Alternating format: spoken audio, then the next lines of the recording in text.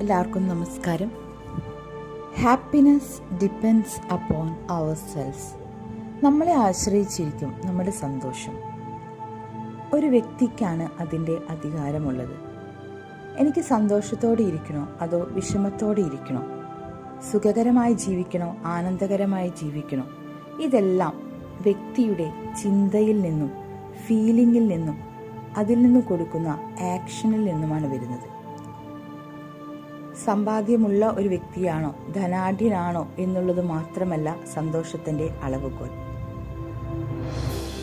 തനിക്ക് കിട്ടുന്ന ഓരോ കാര്യത്തെയും സ്നേഹത്തോടും സന്തോഷത്തോടും കൂടി നോക്കിക്കാണുവാൻ കഴിയുന്ന വ്യക്തി ജീവിതത്തിൽ സന്തോഷവാനാണ്. ചെറിയ ചെറിയ കാര്യങ്ങളിൽ സന്തോഷം കണ്ടെത്തിയാൽ മാത്രമാണ് വലിയ കാര്യങ്ങൾ കിട്ടിയാലും നമ്മളതിൽ തൃപ്തിയാവുകയും സുഖകരമായി തന്നെ ജീവിതം മുൻപോട്ട് കൊണ്ടുപോകാൻ സാധിക്കുകയുമുള്ളൂ.